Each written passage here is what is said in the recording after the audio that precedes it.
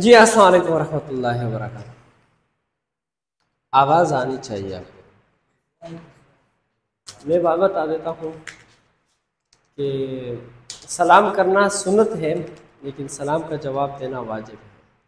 और जब कोई आप पर सलाम करे और उसी अंदाज में जवाब न दे, मतलब यह है कि अगर वो बेवकूफ़ाना या तकब्बुराना या किसी जाहिलाना अंदाज में सलाम करें बहुत ही तेज़ आवाज़ से, उसी चीज़ से जवाब नहीं देना, ठीक है। लेकिन उसको इतनी तेज़ आवाज़ में जवाब देनी चाहिए कि ताकि उनकी आवाज़ कान तक पहुंच जाए। समझ में आ रही है? और ये हो गई है एक बात है, समझ में आ रही है। दूसरी बात यह है कि जैसे हमारे पास आज 2 स्टूडेंट्स नहीं आए, ठीक है, तो जो रिकॉर्डेड लेक्चर्स होंगे वो देख सकेंगे। और जैसे कल आपने देख लिया था ना, और आपको सिर्फ वही एक इशू था कि इमोशंस स्टैटिक वर्ब हो सकते कि नहीं हो सकते। ठीक ठीक ठीक। आप बिल्कुल मतलब शर्माना नहीं, घबराना नहीं, आप मुझसे क्वेश्चन भी कर सकते हैं, सवाल भी पूछ सकते हैं, क्योंकि यही सीखने का टाइम है। अगर अभी नहीं सीख पाए तो ज़िंदगी पर कभी नहीं सीख पाओगे। समझ में आ रही है मेरी बात? और दूसरी बात यह है कि मैं साफ बता रहा हूँ, चूटी बिल्कुल मैं किसी हाल के अंदर बर्दाश्त नहीं करता हूँ। अगर आप सोच रहे होंगे कि ये एक प्राइवेट इंस्टीट्यूट है, यहाँ पर पैसे दिए, बस पैसे दिए फिर मेरी मर्जी में आऊँगा मैं जाऊँगा, नहीं भाई, मुझे उन पैसों की कोई ज़रूरत नहीं है कि जिन पैसों के मुकाबले में आप कुछ सीख नहीं पाएंगे। समझ में आ रही है? दर हकीकत पैसे कमाने के तो और भी बहुत सारे तरीके हैं, जरिए हैं, लेकिन ये जरिया और ये पेशा मैंने इसलिए अपनाया है कि ताकि मैं अपनी कौम को वो दे सकूं, अपने कौम के बच्चों को मैं वो दे सकूं जो मैं ख्वाबों में देखता हूँ। समझ में आ रही हो? जो मैंने जिंदगी की मुश्किलात से, तकलीफों से, परेशानियों से सीखा है, कि ताकि मैं आपके साथ वो चीजें शेयर कर सकूं। समझ में आ रही है? और जो इस्लामाबाद ब्रांडेड स्कूल कॉलेजेस में पढ़ा चुका हूँ और वहाँ का क्या इन्वायरमेंट था वो भी आपको बता सकूं, और वहाँ के बच्चों के अंदर कितनी काबिलियत थी वो काबिलियत मैं बता सकूं, और मुस्तकबिल में होने वाले कंपटीशंस में ताकि आप इनके साथ मुकाबला भी कर सको और जीत सको। समझ में आ रही है? इसलिए मैं बार बार जोर दे रहा हूँ कि आपने छुट्टी नहीं करना है। समझ में आ रही है? मुसलसल 3 छुट्टियों करने पर आपको इंस्टीट्यूट से निकाल दिया जाएगा। इन केस अगर कोई बहुत ही ज़्यादा कोई मसला पेश ना आए, अल्लाह ना करे कि किसी के साथ कोई हादसा पेश आए। समझ में आ रहे? तो कल का हमारा एक टॉपिक हो चुका है, बल्कि एक टॉपिक नहीं, हमारे पास से लिंकिंग वर्ब भी हो चुका है, हेल्पिंग वर्ब भी हो चुका है, एंड मॉडल वर्ब भी हो चुका है। तो मुझे आप बता सकते हैं कि आप में से कोई एक ऐसा है कि जिसको न मॉडल वर्ब का समझ आया हो, या हेल्पिंग वर्ब का समझ ना आया हो, या लिंकिंग वर्ब का समझ ना आया? Anybody of you? समझ गए? समझ गए? That's good, that's really good. लेकिन जैसे मैंने कल लेक्चर ख़त्म होने के बाद मैंने आप में से हर एक बंदे को यहाँ पर खड़ा किया और कहा कि रिप्रेजेंट करे कि आज हमने क्या पढ़ा। तो आज आप लोगों ने मेंटली प्रिपेयर रहना है, तो मैं आप लोगों को खड़ा कर सकता हूँ लेक्चर के बाद। समझ में आ रही है? और आप लोगों ने ना कॉन्फिडेंस लाना है और कोशिश करें कि मुझसे बेहतर टॉपिक को रिप्रेजेंट कर सको अगर आप सीखेंगे, ठीक है। तो आज भी हमारे पास वर्ब है। आप सोचेंगे कि ये वर्ब कितना लंबा हो गया, यही बात है ना, यही सोच रहे हो ना कि लंबा हो गया। लेकिन दर हकीकत अगर आप इसको इतना डीप में नहीं पढ़ोगे, इतनी गहराई में नहीं पढ़ोगे, तो पूरी जिंदगी लकीर के फकीर बनोगे। समझ में आ रही है? लकीर के फकीर कैसे? बस रटा लगाया, याद किया, एक जगह पे आपने उसको सेट किया, बस बात खत्म। फिर जब जिंदगी में फिर कभी आपको जरूरत पड़ती है तो आपको यूज करना नहीं है। तो चीजों को एक बार जिंदगी में पढ़े, 1000 बार पढ़ने से बेहतर यह है कि एक बार पढ़े, डिटेल से पढ़े, कि ताकि आपको फायदा हो, कि ताकि मास्टर करने के बाद कम से कम ये चीजें आपको जलील ना करे कि जब आप कॉम्पिटिटिव एग्जाम्स के लिए बैठे। समझ में आ रही है बात? तो हमारे पास है रेगुलर एंड इरेगुलर वर्ब्स। कौन से? और इरेगुलर वर्ब्स। अब आप परेशान होंगे कि ये रेगुलर और इरेगुलर वर्ब्स क्या है। समझ में आ रही है? एक्शन वर्ब के बारे में हम पढ़ चुके हैं ना? नहीं पढ़े हैं, लेकिन थोड़ी बहुत मैं आइडिया तो दे चुका हूं ना कि एक्शन वर्ब कौन से है और स्टेटिव वर्ब वो पहले वाले हेल्पिंग और लिंकिंग वर्ब के अंदर ना। जो आपके पास नोट पड़ा हुआ है, ये सारे के सारे ये नोट के अंदर जो हमने लिखे हैं, ये सारे के सारे क्या है? एक्शन वर्ब से। ठीक है, समझ में आ रही है? ये जो रेगुलर वर्ब है ना, ये दर हकीकत एक्शन वर्ब से। कौन से वर्ब है? एक्शन वर्ब से। हाँ, ए टू जेड ये एक्शन वर्ब्स है। फिर एक्शन वर्ब्स की हमने किस में पढ़ी है ना? First form, second form, third form. समझ में आ रही है? अब चीज यहां पर ये आ जाती है कि सर ये जो फर्स्ट फॉर्म हम बनाते हैं, कभी कभी हम ईडी का इस्तेमाल कर लेते हैं, कभी कभी हम डायरेक्ट जैसे कि सी का सा सीन कर लिया है। ठीक है, फिर ये कैसे चेंज हो जाता है? जैसे कि हम करते हैं कि go, went, gone. Go first form, went second form and gone third form. अब ये कौन सी बात है? मतलब इसके लिए कोई फॉर्मूला है, कोई चीज है कि बस हमने पूरी जिंदगी, पूरी की पूरी जिंदगी बस सिर्फ यही करना है? समझ में आ रही है मेरी बात? है आप उन नोट्स बुक्स में से देखना भी कि कोई आपको वर्ब मिले ना तो मेरे साथ शेयर करते जाइएगा। ठीक है, तो हम बनने जा रहे हैं। ठीक है, तो सबसे पहले बात यह है कि रेगुलर वर्ब किसको कहते हैं? फॉलो अ कंसिस्टेंट पैटर्न, कि कंसिस्टेंट पैटर्न को फॉलो कर रहा होगा। अब कंसिस्टेंट पैटर्न किसको कहते हैं? कंसिस्टेंट पैटर्न को समझते हो? हमेशा के लिए कंसिस्टेंट उसको कहते हैं कि जो चीज एक जगह पर रुकी हुई हो, एक जगह पर थमी हुई हो। कंसिस्टेंट किसको कहते हैं? फॉर एग्जांपल ये एक लाइन है, ये एक लाइन है, ठीक है, ये ऊपर नीचे जा रही है ना। ठीक है, इसको हम कैसे कहते हैं कि कंसिस्टेंट नहीं। और एक ये लाइन है तो ये कंसिस्टेंट है ना, बिल्कुल कंसिस्टेंट स्ट्रेट दिया हुआ है। हम कहते हैं कि ये बंदा यहाँ पर एक और बिजनेस शुरू कर लेता है और यहाँ पर एक और शुरू कर लेता है, फिर इसको छोड़कर इसको शुरू किया, फिर इसको छोड़कर इसको शुरू किया, फिर इसको छोड़कर इसको शुरू किया, फिर इसको छोड़कर इसको। तो कहते हैं कि इधर से उधर छलांगे लगाता है। समझ में आ रही है? ये इधर से उधर छलांगे लगाता है, तो ये क्या हुआ? अनकंसिस्टेंट पैटर्न हुआ ना, तो नॉन कंसिस्टेंट पैटर्न हुआ। और ये क्या हुआ कि एक बंदे ने यहाँ पर बिजनेस शुरू किया, इसका यहाँ पर भी यही बिजनेस था, यहाँ पर भी यही बिजनेस था, यहाँ पर भी यही बिजनेस था, यहाँ पर भी यही बिजनेस था। तो ये एक कंसिस्टेंट पैटर्न हुआ कि जिंदगी भर वो एक ही बिजनेस के साथ जा रहा है। समझ में आ रही है मेरी बात? नहीं आ रही?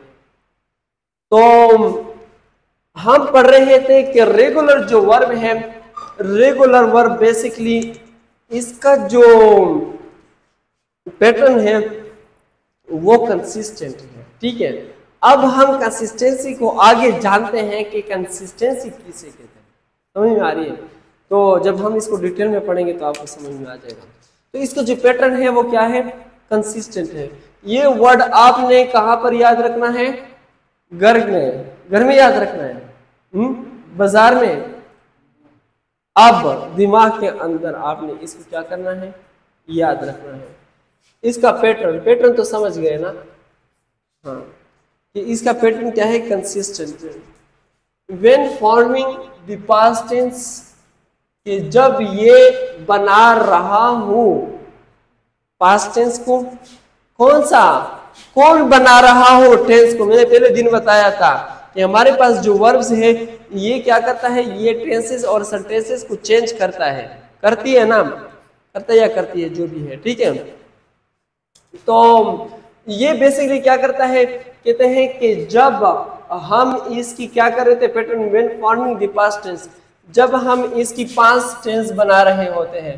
पास्ट टेंस तो थोड़े बहुत समझ रहे होंगे ना कि गुजरे हुए जमाने की बात जब कर रहा हूं, इसका जो पैटर्न होगा वो पास्ट टेंस के अंदर भी, पास्ट पार्टिसिपल के अंदर भी, प्रेजेंट के अंदर, प्रेजेंट में तो बेस फॉर्म होगा, पास्ट पार्टिसिपल प्रेजेंट के सॉरी पास्ट के अंदर, पास्ट पार्टिसिपल एंड प्रेजेंट के अंदर, कौन से के अंदर,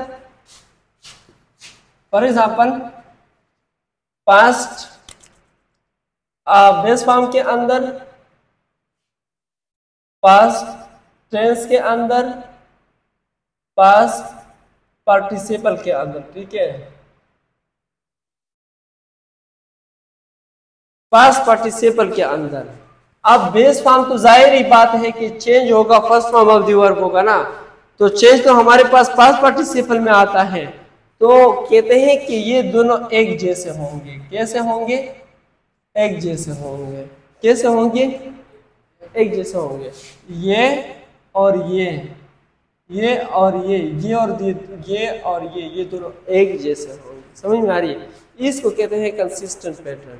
ये इससे अलग नहीं होगा और ये इससे अलग नहीं होगा। ये अगर अलग हुए तो हमारे पास इरेगुलर वर्ब हुआ, अगर ये एक जैसे हैं तो हमारे पास रेगुलर वर्ब, ठीक है। कहते हैं कि when forming the past tense and past participle, जब हम बना रहे हो किसको, पास्ट टेंस को या पास्ट पार्टिसिपल को, जब हम बनाते हैं पास्ट टेंस को या पास्ट पार्टिसिपल को, तो उसके आखिर में हम क्या ऐड करते हैं, ईडी या डी, ईडी या डी, ईडी या डी, समझ में आ रही है। जैसे हमारे पास यहाँ पर है बेस फॉर्म, ये है ना बेस फॉर्म। बेस फॉर्म का मतलब क्या है, first form of the verb. तो हमारे पास है प्ले, क्या हमारे पास क्या है, प्ले है, और प्ले की पास्ट टेंस क्या है, प्लेड, यानी मतलब second form of the verb. तो हमारे पास इसकी पास्ट पार्टिसिपल क्या है, प्लेड, प्लेड। अब इन दोनों की पैटर्न एक जैसा हुआ कि नहीं हुआ, ये दोनों एक जैसे हुए कि नहीं हुए, इन दोनों के आखिर में ईडी का इजाफा हुआ है कि नहीं हुआ, इन दो के आखिर में ईडी का इजाफा हुआ है। फिर इसके बाद देख लीजिएगा वर्क को, हमारे पास एक वर्ड है वर्क, तो वर्क हमारे पास बेस फॉर्म है और फिर हमने इसके साथ ईडी का इजाफा किया तो क्या बना, पास्ट पार्टिसिपल बना, और फिर हमने ईडी का इजाफा किया तो पास्ट पार्टिसिपल बना। मतलब ये है कि ये फर्स्ट फॉर्म है, ये क्या है, सेकंड फॉर्म, और ये थर्ड फॉर्म है। अब आपको पता चला कि जब इन दोनों एक जैसे हो, मैंने बात यहाँ पर की है ना, जब ये इस जैसे हो तो इसको हम क्या कहते हैं, कंसिस्टेंट पैटर्न, के जिस वर्ब के अंदर कंसिस्टेंट पैटर्न हो उसको हम क्या कहते हैं, रेगुलर वर्ब कहते हैं। क्या कहते हैं, रेगुलर वर्ब। यहां पर आप समझ गए, बताइए मुझे कुछ और वर्ड्स बताइएगा बुक में से। ये है नहीं, आगे जाइए, आगे जाओ, आगे जाओ, इधर मुझे दिखाओ। जैसे हमने आपके पास नोट्स बनाए हुए हैं, ठीक है, तो आप इसी नोट्स को ले सकते हैं और इसमें आप इसको बड़ी डिटेल से देख भी सकते हैं। जैसे कि हमारे पास है allowed, allowed, allowed, abuse, abused, abused, accept, accepted, accepted, act, acted, acted, admired, admired, admired, adopt, adopt, adopted, ठीक है, adopt, adopted, adopted। अच्छा, उसके बाद है agree, agreed, agreed, answer, answered, answered, appeared, appeared, appeared, apply, applied, applied, attack, attacked, attacked, attempt, attempt, attempt, back, backed. समझ में आ रही है। ये है हमारे पास नोट्स, आप इसी नोट्स को ले सकते हैं और यहाँ से आप वोकेबलरी को क्या कर सकते हैं, याद कर सकते हैं, यहाँ से आप जनरेशन कर सकते हो। यहाँ पर बहुत सारे वर्ड्स हैं, ठीक है, और कार्ड। तो जो भी इसी पैटर्न को फॉलो कर रहा हो ना, तो उसको हम क्या कहेंगे, इसको हम कहते हैं रेगुलर वर्ब्स, कि जिसकी पैटर्न कंसिस्टेंट हो। और फिर इसकी तो एक किस्म हमारे पास हो गई जो कि आपको समझ में भी आ गया है, समझ में आ रही है। इसकी हमारे पास दूसरी किस्म है कि वर्ब एंडिंग इन वाई, कि जब हमारे पास कोई ऐसा वर्ब हो कि जिनकी एंडिंग वाई से हो। आप वोकेबलरी में देखिए कि कोई ऐसे वर्ब है कि जिनकी हाँ ठीक, कि जिनकी एंडिंग वाई से हो, तो कैसे हम इसको चेंज करेंगे, यही क्वेश्चन है ना, कि इसको हम कैसे चेंज करेंगे। मतलब इसके साथ ईडी लगाएंगे कि नहीं लगाएंगे, इसके साथ डी लगाएंगे कि नहीं लगाएंगे। बात समझ में आ रही है कि नहीं आ रही है? आज मैं अपनी ट्यून को जरा स्लो रखा हुआ हूँ ना, तेज नहीं कर रहा हूँ, स्लो पढ़ा रहा हूँ ना। हाँ, वही यही ट्यून सही है कि वही जोर वाली ट्यून? ये आप लोगों को भी यही पसंद है सच में? माय गॉड, मेरे ख्याल से सिर्फ वही ट्यून मुझे पसंद था शायद, वो गुस्से वाला नहीं था। मैं सोचता हूँ कि आई थिंक मैं जब पढ़ा ना तो लोगों को ऐसे ख्वाब से उठा लो ना, तो कि यार क्या हो गया ये, मतलब कैसे ये गुस्सा हुआ, क्यों गुस्सा हुआ ना। फिर हमारे लोग बहुत अचानक से वो आपकी तरफ देखना शुरू कर लेते हैं, ऐसे एस्ट्रोनेस्ट हो जाते हैं, अमेस्ट हो जाते हैं। तो कहते हैं कि एक हमारे पास है Y, verbs ending in Y, ऐसे वर्ब्स कि जिनके आखिर में हमारे पास क्या हो, वाई हो। ऐसे वर्ब्स जिनके आखिर में हमारे पास क्या हो, वाई हो। तो कैरी का मतलब समझ में आता है, लाना। क्या? लाना, लाने के लिए इस्तेमाल होता है ना। कभी आप लोगों ने कहा होगा ना कि कैरी ऑन, जारी रखिएगा, डोंट गिव अप, इसे मत छोड़िएगा।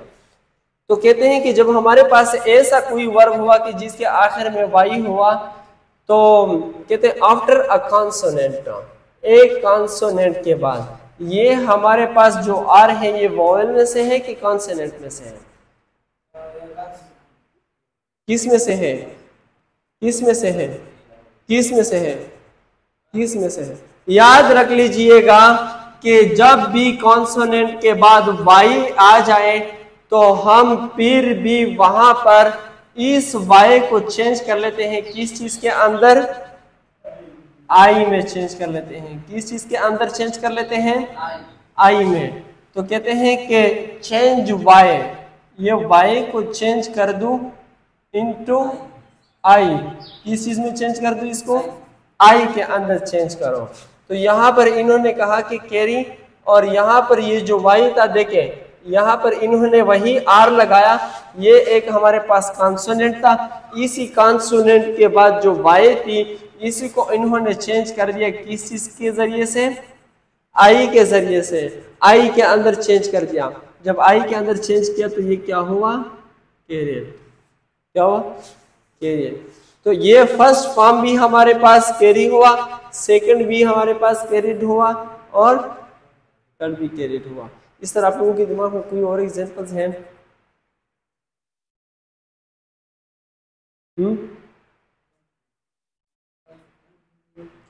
कंट्री तो हमारे पास नॉन है, इधर लिखा है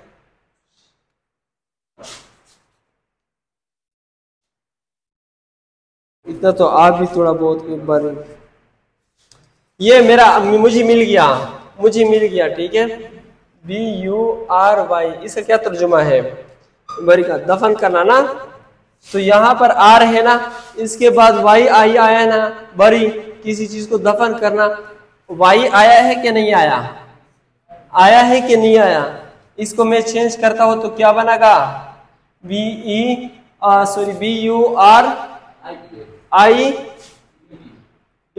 तो क्या हुआ? बर्ड। क्या हुआ? बर्ड। समझ में आया कि नहीं आया? समझ में आया? आया। This good. दुआ करना कि कुछ अप्लाई। मजे की बात है कि जब थोड़ा सा देखोगे ना तो बहुत कुछ मिल जाता है। वो कहता है ढूंढने से खुदा भी मिल जाता है। समझ में आ रही है?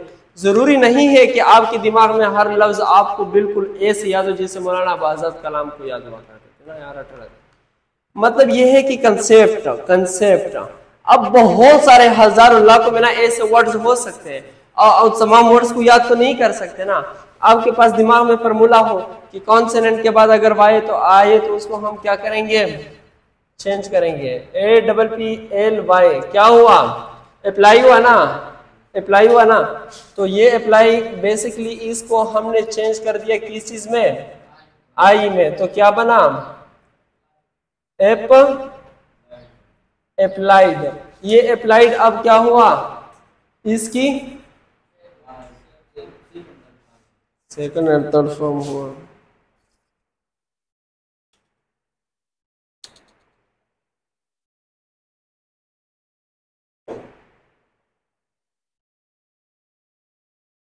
अच्छा, तो एक मैं खुद भी पूछना चाहूंगा, फॉर एग्जांपल हमारे पास कहाँ है डस्टर,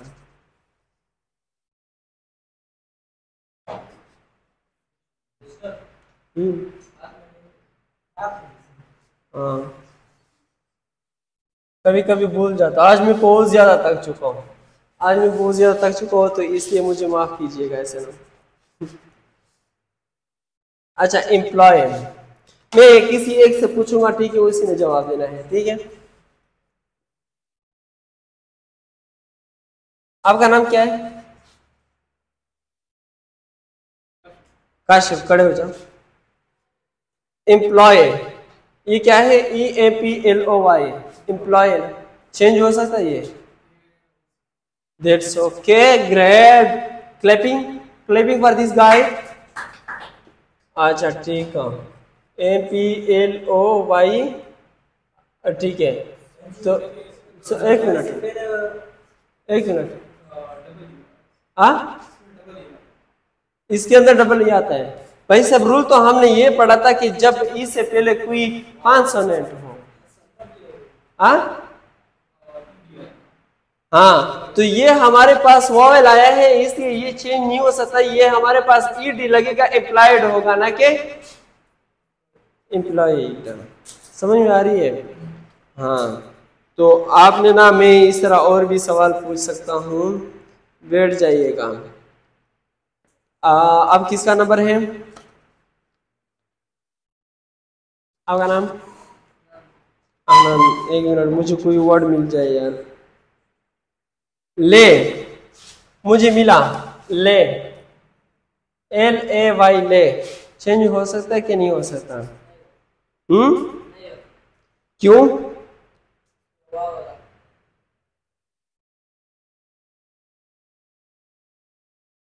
हर पे वावेल है, ठीक है।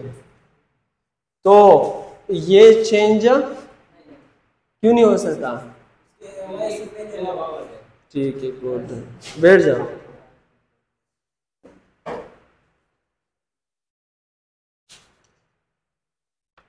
ठीक है, मेरे ख्याल से ये आप लोगों को समझ में आया, आया ना?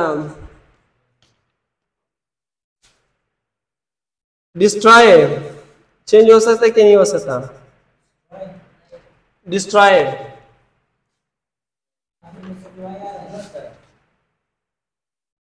डिस्ट्रॉय में लिख लेता हूँ।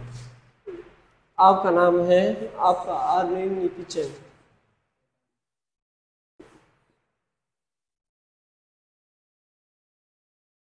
डिस्ट्रॉय, DESTROY, क्यों नहीं हो सकता? तो इसको क्या लिखेंगे? डिस्ट्रॉयड हो जाएगा ना। अब ये फॉर्मूला दिमाग में बैठा कि नहीं? अब कहीं पर तकलीफ तो नहीं होगी ना? अब बिला झिझक आप लोग चेंज कर पाओगे कि नहीं कर पाओगे? कर पाएंगे कि नहीं कर पाएंगे? Yes good, okay. इसके बाद हम आगे बढ़ते हैं, बड़े ठीक है। कहते हैं कि वन सिलेबल वर्ब्स, क्या?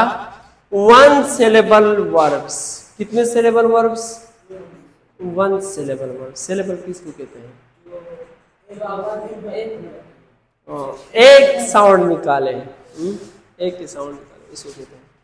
That in A consonant vowel, कहते हैं कि एक सिलेबल हो, एक ऐसा वर्ड हो जो सिर्फ क्या हो, एक सिलेबल हो, जो क्या हो, एक सिलेबल हो, एक सिलेबल हो, लेकिन वो एक सिलेबल ऐसा हो,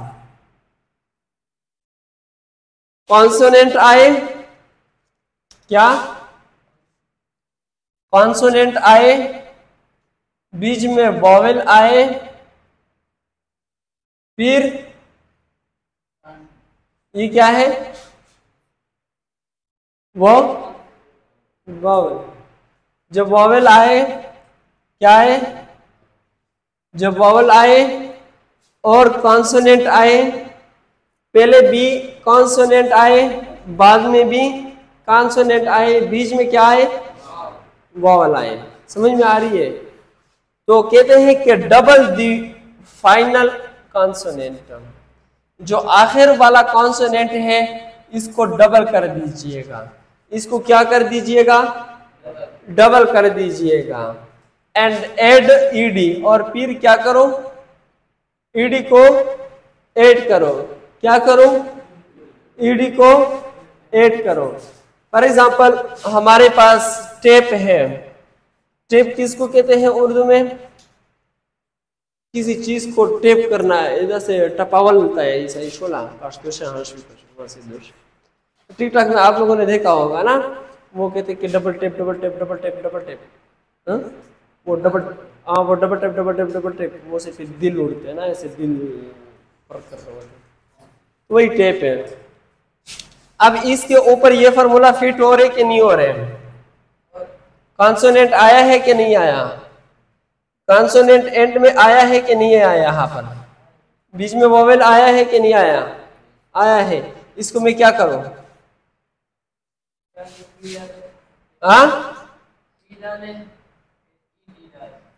इसको हमने कहा कि one syllable words double the final consonant, double the final consonant, किसको, double the final consonant. Final consonant यहां पर कौन सा है, पी है ना, इसको मैंने डबल कर दिया, क्या बना, और ईडी डाल दिया, तो क्या बना, टैप्ड, क्या, टैप्ड, टैप्ड। समझ में आया कि नहीं आया? इससे पहले किसी ने पढ़ाया था, मिस्टर यूनिवर्सिटी। होप कॉन्सोनेंट है स्टार्ट में कि नहीं, कॉन्सोनेंट आखिर में है कि नहीं है, कैसे बनेगा, HOPPED, होप्ड, ऐसे बनता है कि नहीं बनता, बनता है ना। ये है रब, रब किसको कहते हैं, साफ करना, किसी चीज को रगड़ना, ऐसे रगड़ा बोलता है, रबी कहते हैं, ठीक है। तो कॉन्सोनेंट है स्टार्ट में कि नहीं, लास्ट फाइनल में कॉन्सोनेंट है कि नहीं, बीच में क्या है, वावल है कि नहीं, बीच में वावल आया है, तो ये कैसे बनेगा, RUBB, पिन है, स्टार्ट में हमारे पास इसकी क्या है, वावल है ना, अच्छा यस सर, क्या बात है, सो रहे हो, सो रहे हो, क्या सोच रहे थे, सच बता, हाँ, नहीं कुछ तो सोच रहे थे आप सर, इतनी छोटी उम्र में आप इतनी गहरे सोच विचार में चले जाते हैं कि जैसे, या तो आपकी शादी की सोच रहे थे इसलिए आपको सोच ही नहीं रहा, या तो कोई और ऐसा काम कर रहे थे जो हम सोच नहीं सकते। अच्छा पिन, तो हुआ क्या, पिंड, ये पॉप है, पॉप किसको कहते हैं,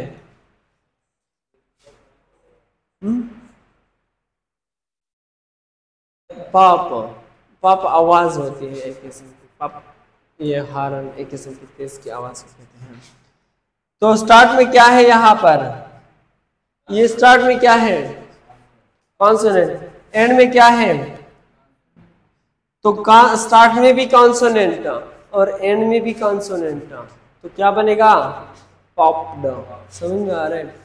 स्लीप स्टार्ट में क्या है, कॉन्सोनेंट है, सॉरी बीच में क्या है, वोवेल है, और आखिर में, तो ये क्या बनेगा, हाँ तो एल क्या है हमारे पास, कॉन्सोनेंट है ना, एस क्या है, कॉन्सोनेंट है। स्लिप, स्लिप कितने सिलेबल बनते हैं, एक बनता है ना, तो एक सिलेबल का वर्ड जहां पर भी हो, एक सिलेबल का वर्ड हो, और इसके ऊपर ये फॉर्मूला फिट होता है, एक सिलेबल का वर्ड हो, ऐसा ना हो कि पूरी 45 वर्ड्स के बनाए हुए एक लफ्ज को उठाया और आपने कहा कि सर आखिर में इसका कॉन्सोनेंट और इससे पहले वावेल आया है, और फिर हो सकता है कि वो ना बने।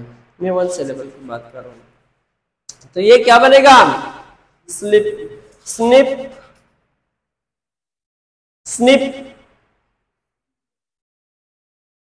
क्या बनेगा, खड़े हो जाओ, स्निप्ड, वेरी गुड।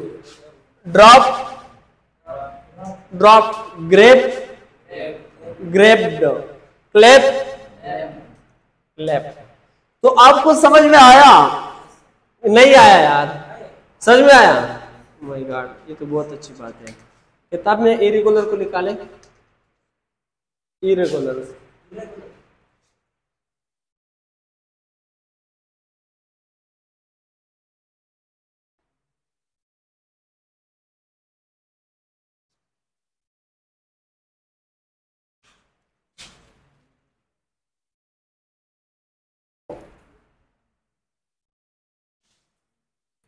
दोबारा पढ़ाने की जरूरत तो नहीं रहेगी ना, सच में।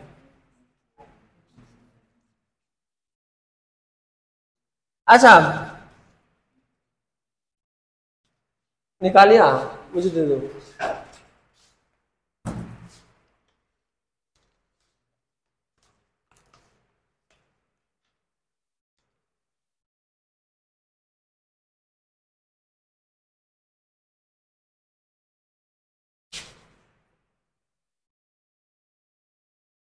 इसमें कोई रॉकेट साइंस नहीं है, ठीक है।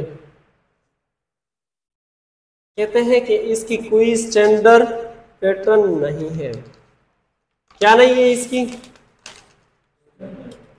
कोई स्टैंडर्ड पैटर्न नहीं है। कौन सा पैटर्न नहीं है,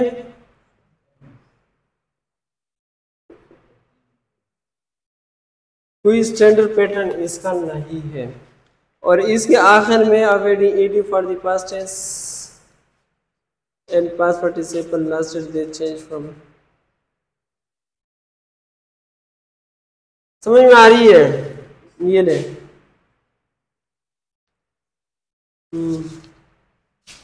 कुछ एग्जांपल्स मैं यहाँ पर लिख लेता हूँ जो जरूरी है।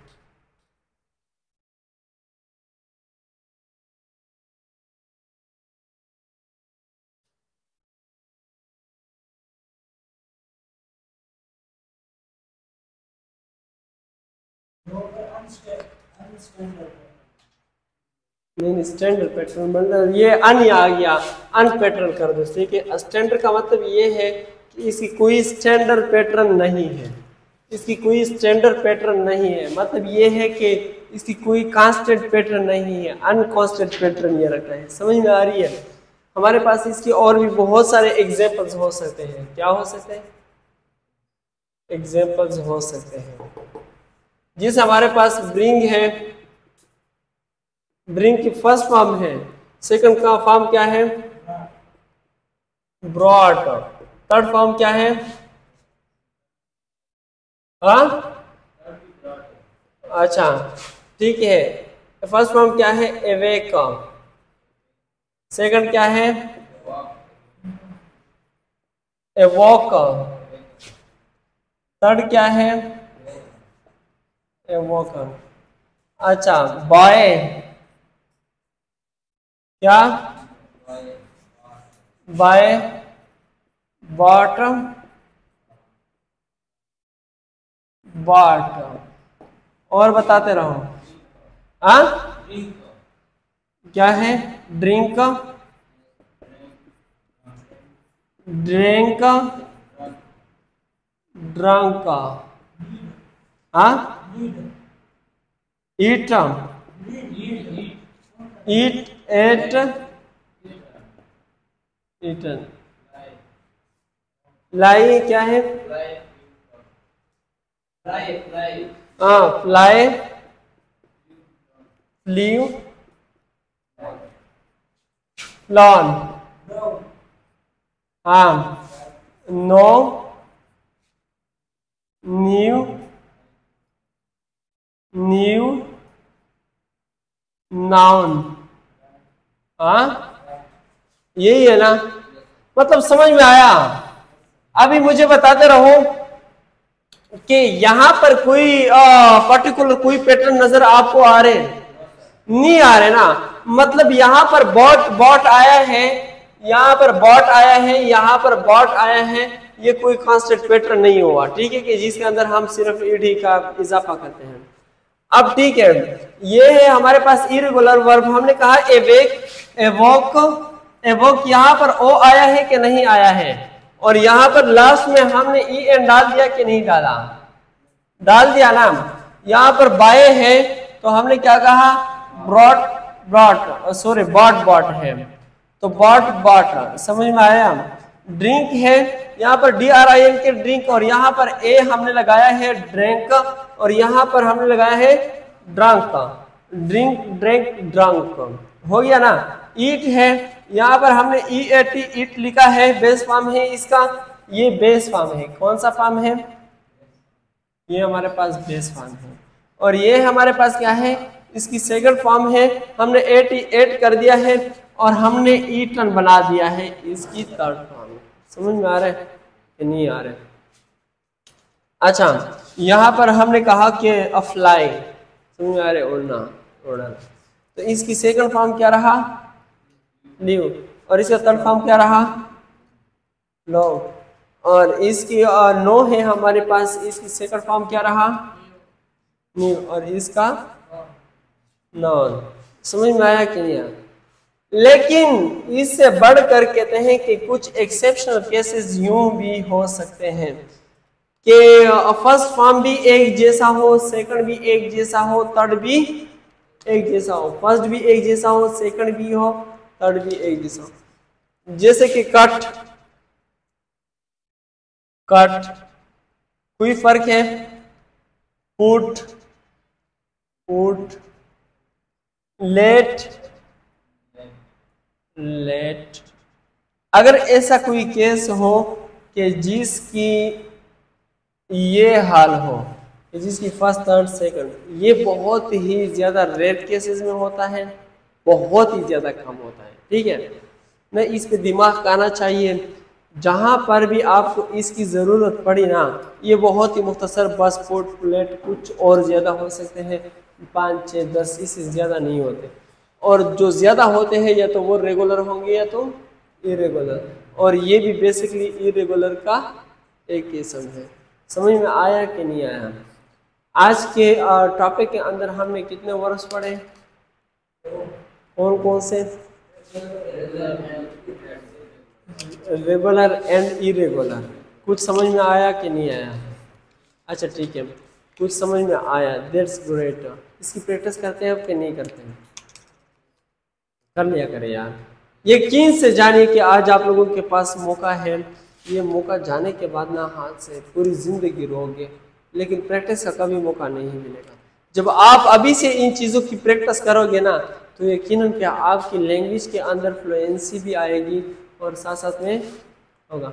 हमने करानी है प्रैक्टिस, बस सिर्फ 2-3 दिन है, अभी ईद खत्म हुआ है, तो हम 1-2-3 इंग्लिश के और टीचर्स वो कर रहे हैं, हायर कर रहे हैं।